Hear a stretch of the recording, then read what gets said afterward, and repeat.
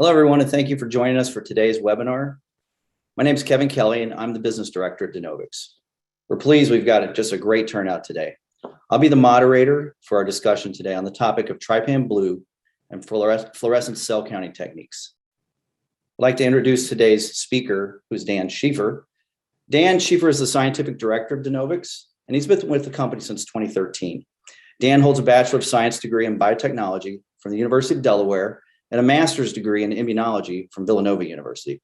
At Villanova, he developed a novel flow cytometry-based FRET system to study T-cell activation. Prior to joining Denovix, Dan also held product development roles at Nanodrop Technologies and was a research assistant at the University of Pennsylvania. At Penn, Dan's investigations included high-throughput RNAi studies of viral pathogenesis in insects. So thank you again for your attendance today. A very special thank you to any of you who are already Denovix customers. We really appreciate your business very much. And now I'd like to turn the webinar over to Dan. Thank you. All right, thanks, Kevin. So we wanted to start with a quick poll of our audience, since we're going to be talking about counting cells today. We want to know how your lab currently counts cells and how many cell counts a week do you typically do.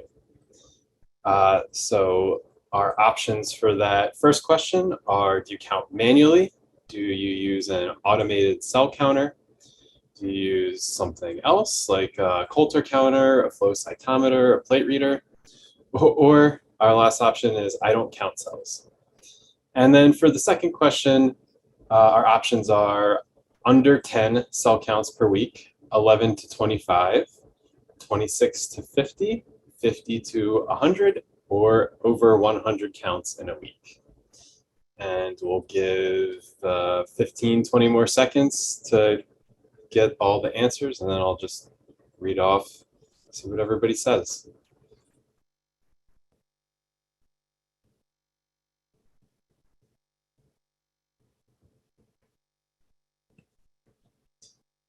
All right, so for our first question, it looks like an automated cell counter, narrowly edged out manual counts, with I don't count cells actually coming in third. And then for our second question, most labs tend to do under 10 cell counts a week. Just a few are in the 50 to 100 range, and the rest in between there. All right, interesting. So those results should be up for you guys to see now. So now we're going to move into just talking a little bit about the Cell Drop. This, as Kevin mentioned, is our newest product. It's been out for about 2.5 years, and we're quite pleased with the reception we've gotten in those 2.5 years. We have Cell Drops in labs all around the world now, being used for a variety of different applications. And we were really excited last year to win Life Science New Product of the Year award for the Cell Drop. Just going to go over some of the key Cell Drop features here. The main feature, the one that people are most excited about, is that no slides are required. Instead, we use what we call direct pipette technology, which means that you pipette your sample directly into a chamber, and then you wipe it clean once you're done taking your count. The Cell Drop comes with dual fluorescence and bright field optics, which gives you a couple of options for accurate viability analysis, and we'll talk a lot more about that later. It also comes with a 7-inch HD touchscreen with what we call Easy Apps preloaded onto the software. Easy Apps means that the system is set up ahead of time for minimum customization, so you can just walk up to the system with your particular sample and have to do minimal work to get your count. And we also have a variety of options for exporting and reporting data. You can export over email or a network printer or a shared network folder with your lab by connecting the instrument either using Wi-Fi or Ethernet. You can also just connect to USB and export your data, Or if you don't want to export your data, the instrument can actually store thousands of samples on board because it has a 120 gigabyte hard drive. So talking a bit more about direct pipette, what that means is we have two parallel permanent sapphire surfaces that form a very accurate chamber. It's similar in function to a hemocytometer in that capillary action draws the sample into the chamber and surface tension holds it in place while you take your measurement. The chamber is variable height and it's controlled by a precision screw that allows for a large dynamic range and very reproducible results. When you're done counting, you just wipe it clean. There's no carryover and no calibration required because the instrument is actually able to recalibrate itself on startup. So there's no regular maintenance needed. All right, we're just going to do a quick video now going over some of the features of the CellDrop, how to load, clean, and operate the software. This will just take about 45 seconds.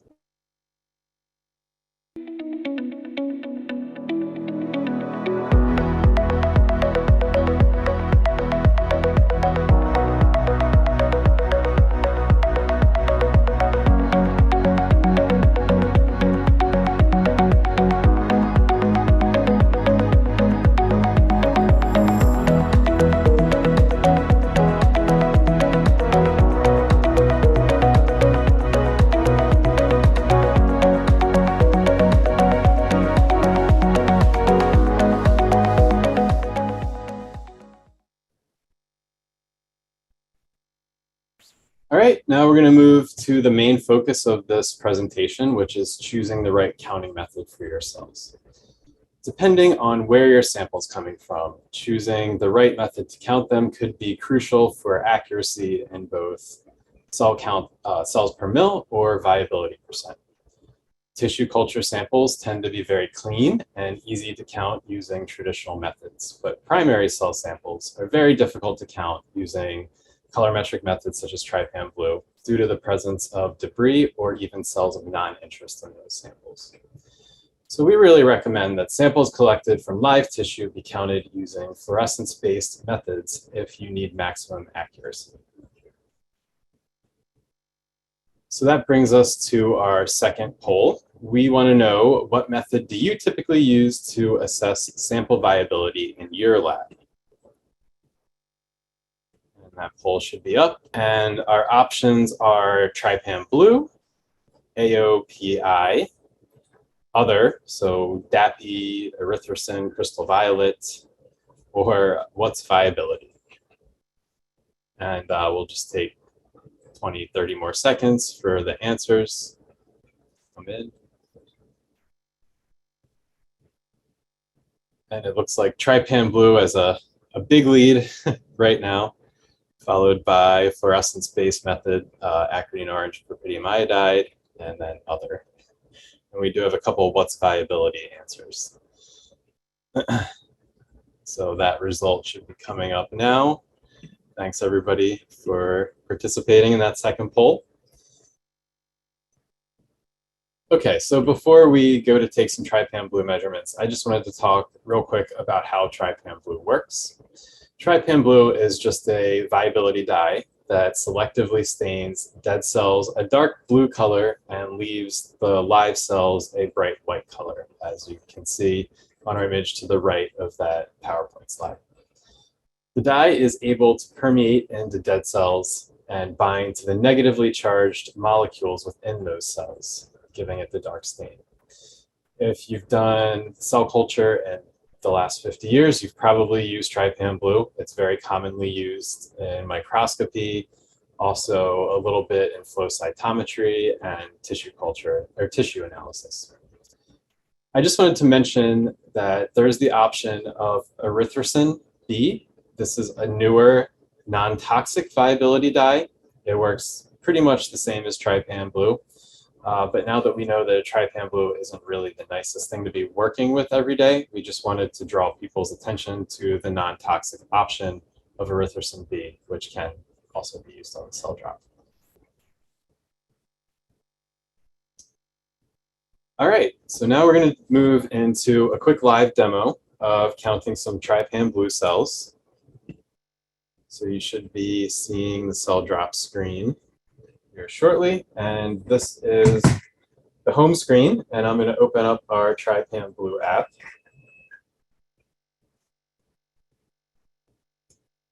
And I'm just mixing up some cells, 293 cells that are already pre-mixed with Trypan Blue. And I'm going to put the tip into the alignment groove and eject it in. And there you can see the cells on the screen. I'm going to switch to our 293 cell protocol. And then I'm just going to zoom in and I'm going to check the focus and the exposure. For the exposure, you have a few options. Normal would be just mixing Trypan Blue right out of the bottle, 1-to-1 with your cells. Some people like to dilute their Trypan Blue, so there's a low Trypan Blue concentration option. Then we have a custom exposure option. Right now it's set to erythrocin, but you can set it to other things as well. Crystal violet is probably what we're asked about most frequently, if we can do. So I've got the normal exposure set. I'm going to take a look at the focus. We do have an autofocus available, but as you can see here, the cells are already in correct focus.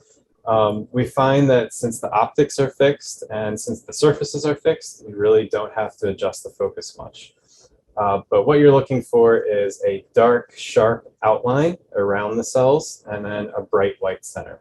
You don't want it too blurry, and then you don't want the cells to look dark either.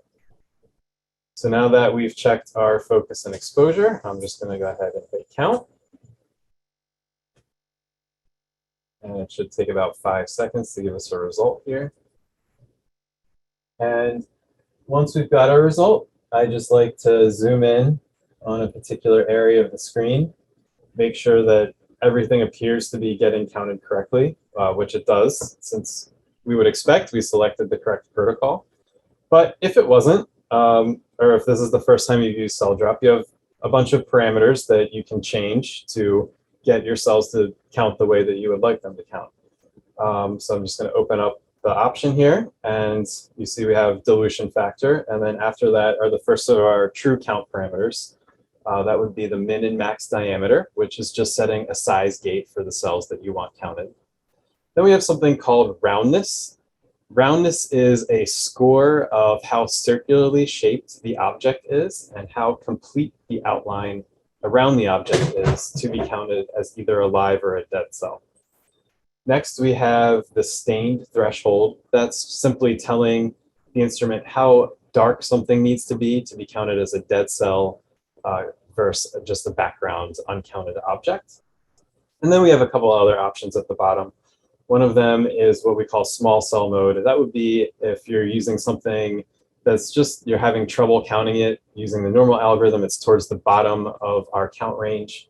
You could use small cell mode, and it tends to do a better job with smaller cells towards the bottom of our range. And then there's also a regular cell mode. Our instrument is trained to look for circular shaped objects primarily.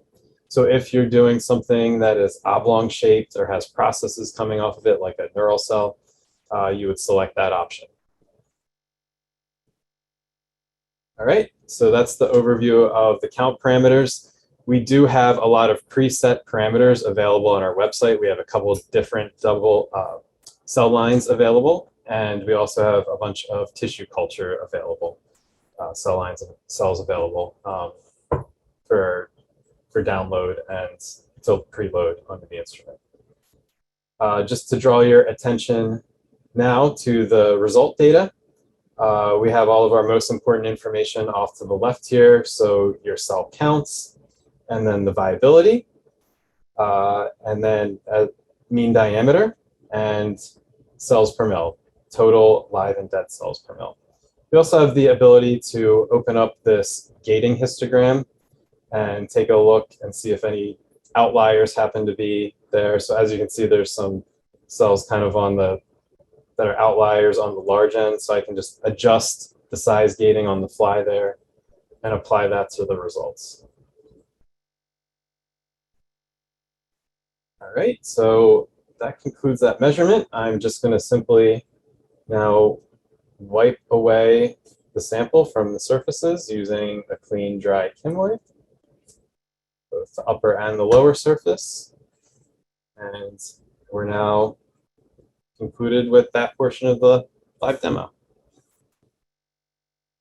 So next we're going to talk about fluorescence. Hey, Dan, I think this would be a good time. We had a couple of questions along the way, so maybe we can answer a couple of the questions that have popped up. Sure. Okay, so one question was, can you exclude clustered cells, or how does the declustering work in the system? Yeah, the algorithm does a really good job at declustering cells. Those cells were really clean, but that's one of the strengths of our algorithm is counting cells in clusters. Okay. And another one was, how do you deal with debris in a sample?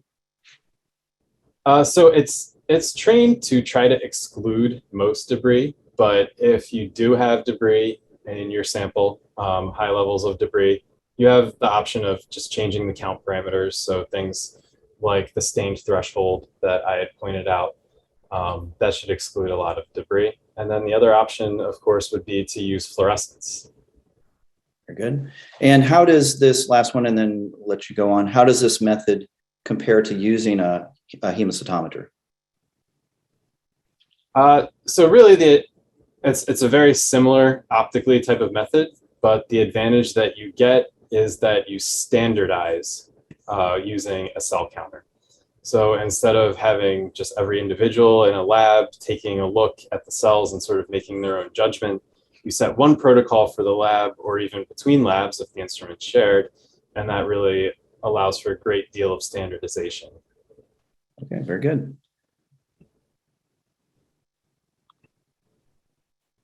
On with the show. Yeah. All right, so next we're going to talk about fluorescent viability assays. Before we do that, I just wanted to do a quick overview of what they are and how they work. So when we talk about fluorescence viability, we're talking about acridine orange and propidium iodide. These are both fluorescent nucleic acid dyes, so they bind to the nucleic acids in a cell and fluoresce. Acridine orange is permeable to the cell membrane of live and dead cells, and once inside, it fluoresces at a maximum of 525 nanometers. PI is impermeable to live cell membranes, but can pass through the compromised membranes of dead and dying cells, so analogous to trypan blue. And once inside, it binds to nucleic acids and fluoresces at a maximum of 632 nanometers. So in dead cells, there's both AO and PI, but the green fluorescence from AO is absorbed by the PI dye in a FRET quenching. So why would you use fluorescence? Certain sample types are really just technically difficult to count using bright field techniques. The AOPI viability dyes that I just talked about are really just as simple to use as trypan blue. You just mix it 1-to-1 with your cells and load it directly onto your cell counter. There's no incubation time or anything. They're also readily available. They're not proprietary to Denovix. So it's just an easy and fast, readily available method. Trypan blue counts are more susceptible to error due to an individual's subjectivity. So I'll draw your attention to the image in the upper right of the slide. You can see in the middle, there's an object being counted as a dead cell there that really doesn't fit with either cell population. I think that's a dead cell. I would count it as a dead cell, but somebody else might think that's a live cell and count it otherwise. And as you might see, there's a few objects like that in that image. And if we were to switch those from dead to live, that could really affect the percent viability of this sample. With fluorescence, you really eliminate that ambiguity.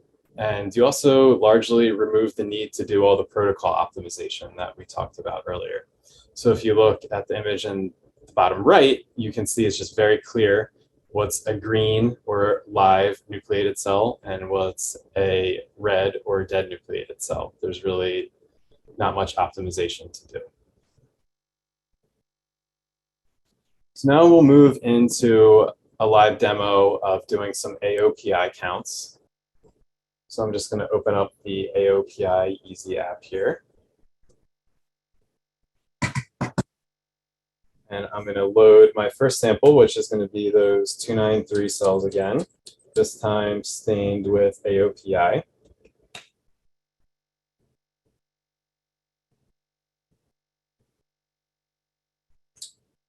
See the cells loading onto the screen.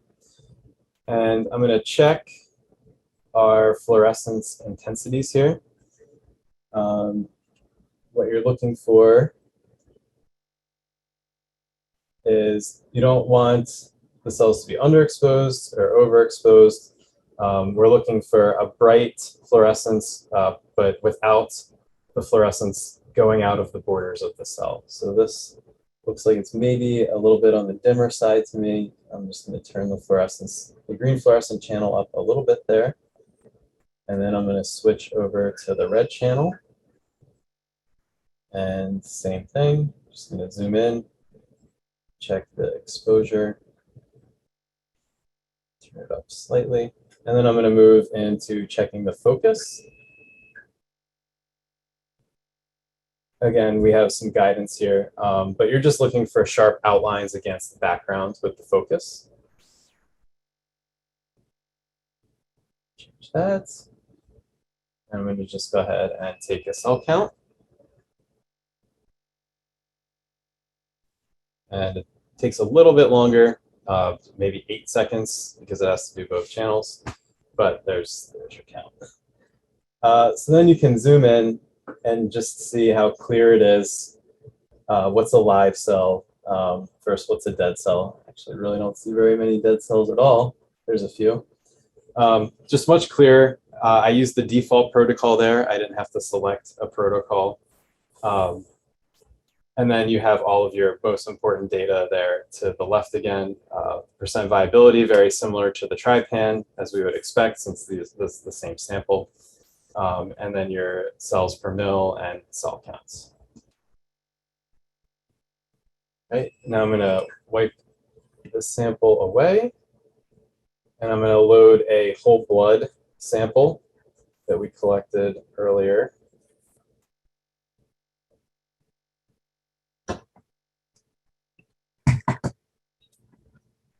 Just mixing the sample real quick before I load it onto the cell counter.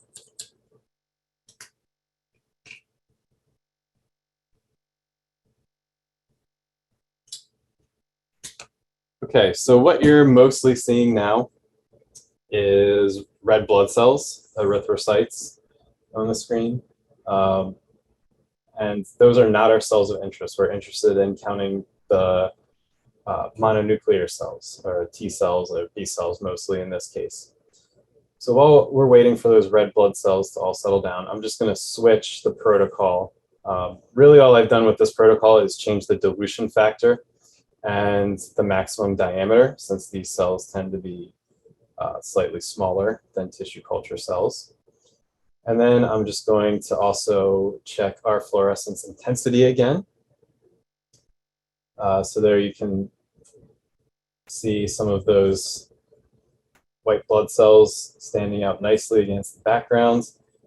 That's pretty good. And I'm going to just change to the red channel and do the same. And you can see the cells standing out nicely against the background. And looks like our erythrocytes have mostly settled down, so I'm just going to hit count. And again, it should take about 8 seconds to get a result here.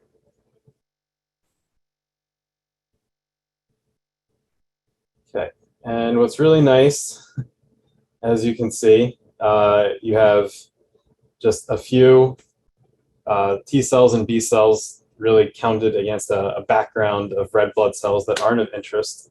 It would be very difficult to tell using Trypan Blue, even if you're doing it manually. It would take a long time. This would be a difficult count to do.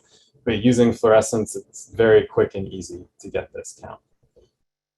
I just want to go over a few other software features quick before we finish up our live demo. So we talked about exporting. I just click that button. You can export using a variety of different options. A popular one is a PDF, which gives you all of the protocol settings, count data, the images, and some histograms as well. It's really nice to put in a lab notebook. And then we have some additional options for graphing and comparing samples to each other. So you can select multiple samples, compare the viability. You can also look at samples by cluster size. You can look at things like live dead cells by size. So we have some really powerful analysis software built into the CellDrop that's really unique amongst cell counters. Switch to that. And now that we're done with this count, just going to wipe the sample away.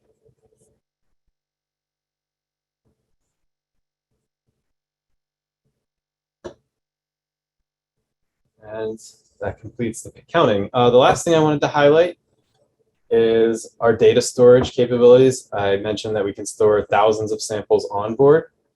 You simply have to select the app of interest that your samples are in.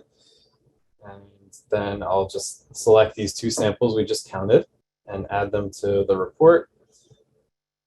And then you can actually go back, and if you see that there was a problem in your downstream experiments, you can go back, you have all the data, recheck your counts, see if something was wrong, and possibly help troubleshoot your experiment. So that's another feature that's unique to the CellDrop among cell counters. All right, so that would conclude the fluorescence portion of the live demo.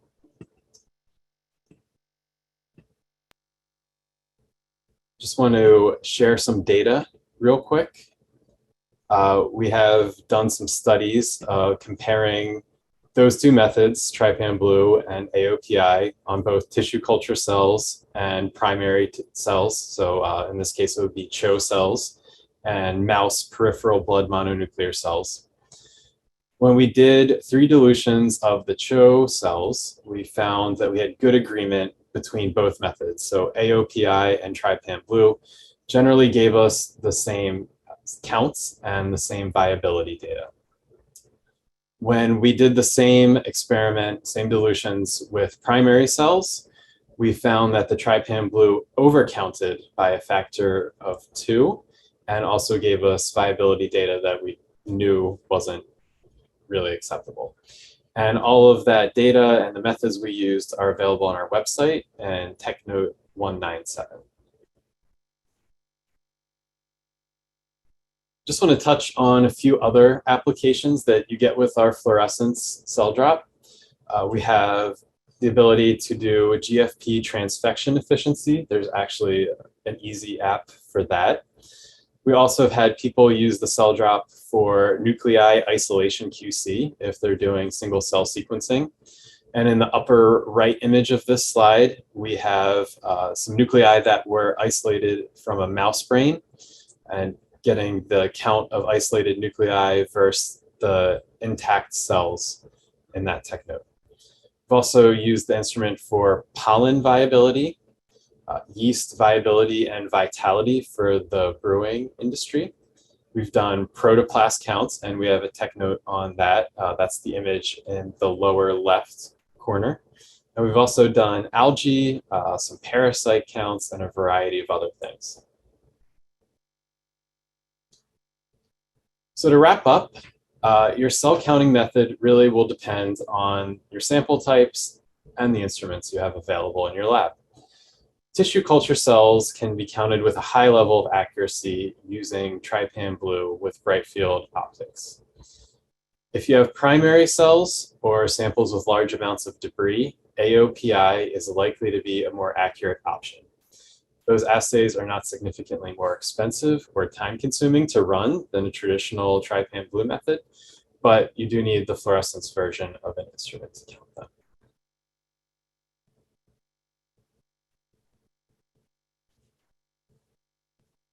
All right, let's see if we had any more questions. Hi, Dan, thanks. Well, during the discussion here, David and I have been rapidly answering as many questions that we have as we can, but we have a lot of other questions that have come in live. We'll start taking these, and and then you can address them. There's no reason to have my video on. I'm going to turn it off. So I'll read these questions and then you can reply to some of these. Some of them we have to get back in touch with you. Some of the folks who've asked a question that I can't quite understand exactly what you're answering or asking. We'll have your email and be able to get back to you and answer that question afterwards if we don't address it now. So one question, this is a good one. How do I know I'm using the best settings if I don't have experience? So that's a hard question. What would you say? Well, there's a couple things. One, you do have the ability to export the data and send it to Denovix, where we do have experienced scientists that can help you choose the best settings. And then we can send you back a recommended protocol for your cells. The other thing, I mean, really it's just looking at the cells and you know, if you have a little bit of training using Trypan Blue with a hemocytometer, you have a pretty good idea of what a live cell and a dead cell looks like. And of course, your final option is to use fluorescence, which just, you know, leaves no question. And really, there's almost no setting optimization to do at all. Very good. Very good. Okay. One question is, what is the minimum cell number the algorithm needs to count to get a reliable estimate of the cell concentration in cells per mil? Now, I know we briefly touched on the variable chamber height of the system. So using, you know, the low density setting with the 400 micron chamber height, you know, how many cells do we need on screen to say this is a statistically real accurate result? Right. Yeah, good point about the variable chamber height. So if you do have a really low concentration, you know, say you only have 10 cells on the screen at your standard chamber height, which is 100 microns, same as a disposable slide or a quartz hemocytometer. You know, the cells aren't homogeneous. So you might, if you take a bunch of replicates, you might find that there's going to be some variation. But if you raise your chamber height up to 400 microns, now you get 4 times the number of cells on the screen. So your variation sample to sample becomes less. So say, you know, you find that your standard deviation is something like 2 cells each time. If you only have 10 cells on average on the screen, that's quite a bit of standard deviation. If you have 40 cells then on the screen, because you've raised your chamber height and you've loaded more sample, it becomes much less. In general, I would say you want to have probably over 20 cells to get a statistically accurate count. You do, of course, have the option of taking multiple replicates or changing the chamber height as well. So. Okay, very good. Thanks. Okay, we've got a lot of questions here. I'm going to try to scan through and hit some that I'm going to hit one that I can answer. Well, what they noticed the Trypan Blue application app, and then the primary cell Trypan Blue app as well. Can you just briefly explain the difference in those two? Yeah. So really, all it is the default protocol, which is what you would start with to set your protocol settings, is different. So the Trypan Blue app is really, the default protocol is optimized for tissue culture cells, and the primary Trypan Blue app is optimized for primary cells. So the default protocols are just different. Really, there's no other difference between the apps. It's really to just give people a faster, easier, and more accurate starting point. Very good. One customer asked, said, my cell drop doesn't have the erythrocin B option. Do I need an update? I can answer that one. So one of our recent software updates included the ability to add a custom exposure. So Dan had pre-saved an erythrocin B exposure there. There's a little wizard that it runs you through, and it has you pipette some fluid onto the system, and then the system automatically sets the exposure at the optimum rate. So the erythrocin B isn't a built-in option, but it's really easy to set up with the wizard that's part of the software. And if you have the most recent update, then you should have the ability to add a custom exposure. So, okay. Yeah. Really, if you have the option to use erythrocin B, I would say give it a try, because it's just as easy as Trypan Blue. It's not more expensive, and it's not toxic. Okay, very good. What sort of parts of the instrument might require periodic maintenance? Does does the glass that's on the system break easily? What if someone slams the objective hood? What sort of how rugged is the system? So the glass is actually optical grade sapphire, which is, I think, measured as the second hardest crystal after diamonds, second hardest substance.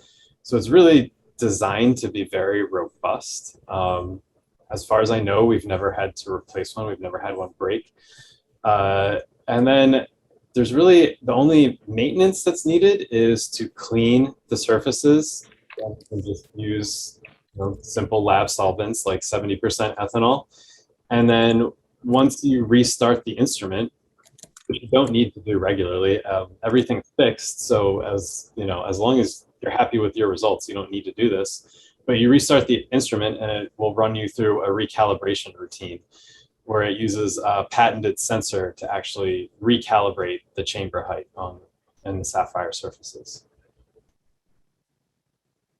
Good, yeah, and those sapphire surfaces don't really touch. That may be, it's kind of hard to tell, but they're not in contact with one another. The arm is held up by a screw that controls the chamber height. So if you drop the arm, those two surfaces won't crash into each other either. So, yeah. A question about decontamination. What are the decontamination methods you can use on the cell drop? So the most common one is probably just to spray some 70% ethanol or even 10% bleach onto a paper towel or like a large Kim wipe or something like that, and then wipe the whole instrument down. Those won't harm the instrument. The only thing we don't recommend is that you just take the squirt bottle and spray it directly onto the instrument. The other option you have is the cell drop is designed to fit in a standard hood. So you can put it in the hood and then turn on your UV lights in your hood. Very good. Let's see. One person wanted to know the URL of the company. So it's denovix.com, and we'll show that at the end, and you'll get a follow-up email from us at the end of the webinar. A good question here: is the system 21 Part 11 certified? That's an important question we get from a lot of customers, and the answer to that is yes. We do have 21 CFR compliance ready software. So as we all know, 21 CFR compliance is partially software, and it's also partially responsibility of the end user and the end user organization. But yes, there's an option to add on that software on the system, and it's built in, and it includes all the ability to add signature meanings and roles and controls and all the password protection that you need and automatic logouts for the system. So thanks for that question. Two people asked that. Can you calculate viability while looking at GFP efficiency?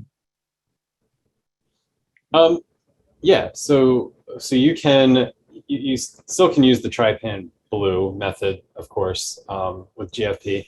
I wouldn't say you can do them both at the same time, if that's the question. Like, you can take 10 microliters of your sample, do GFP efficiency, and then you can go over to Trypan Blue and do your GFP efficiency. And also, people do ask if you can use AOPI. It really depends on your cells. It depends on what sort of GFP expression they have. If they're not that bright, then you probably can do it using the thresholds that are in the parameters. If they're really bright, then you're probably going to need to just use Trypan Blue for that. Good. We've had a few questions. People have asked about the cost of the equipment, and the answer to that is there's a range of purchase options for cell drop, and it's best if we understand your specific applications and the volume of samples, that sort of thing. So we prefer to work with customers individually. So several of you have asked about the range of prices. There's quite a range of purchase options, and we just want to make sure we have the best solution available for you. So the good news is it's very, very economical. So it's there's been a lot of cell drops purchased from us over the past 2 years, no doubt about that. We can get quotes to those people too. For sure. Okay. One question: we use acridine orange and ethidium iodide. What would that make a difference? That one's for you. I'm not sure about ethidium iodide. I'll have to look that up and get back to that person. Yeah. Apologies. I just don't know the excitation emission of that particular dye off the top of my head. Gotcha. Okay. Okay. Said one person said before loading one of the samples there, it looked like there was maybe a tiny bit of debris on the window. Is that something to be worried about? Yeah, we get that question a lot. It's not really an issue. We tell people you don't have to clean it perfectly. There was probably just a little bit of dust from the Kim wipe I used, and once you load the next sample, that'll just get flushed out to the end of the sample chamber and won't appear in the sample. Or even if somehow it does stick, it's probably not going to get counted by the algorithms anyway. Someone asked, what is the ratio between AO and PI in the mix of the AOPI with the sample cells? So, I'm not sure off the top of my head. I mean, there's a variety of recipes available online. Yeah, so a few people asked about. I answered a few questions, but our AOPI it's available for purchase from Denovix. We have kind of a preset mixture that's been optimized to work with the cell drop. I think it would work with other fluorescence type systems as well. And so that AOPI ratio is set. And then when you're mixing, you're usually mixing 1-to-1, right, for your analysis. Yeah. Yes. So with our AOPI that we sell, it's designed to be mixed 1-to-1 with the cells. Okay, so we've got a few more questions here. I'm looking for some more generic ones. How does Denovix Trypan Blue and AOPI counts compare to manual Trypan Blue counts? So, really, that question kind of depends. We find in our lab, when we compare it to our manual hemocytometers, we get very close counts depending on the cell type. So if we're looking at, we have probably a half dozen tissue culture cells in our lab here, we find that they match very well. If somebody is using whole blood or, a nasty sample from brain tissue or something like that, that's just technically very difficult to count manually. So your results may vary. But what's nice about the cell drop is that you can standardize. You can get the counts the way you like it, and then you have a protocol saved and it's standardized in your lab forever. There's a question just in general, what are you defining as a primary cell? And is there a passage range of cells when you're no longer considered primary? So maybe you can just explain that for the folks that. Right. When we're talking about primary cells, and apologies if this was unclear, in this presentation and all of our literature, we mean a cell that's coming directly from a live animal. So, something that's harvested from a mouse or blood from a live human specimen or something like that. Gotcha. One person asked, can they just count total samples in a cell without calculating the viability and therefore, avoiding Trypan Blue or fluorescence dye use?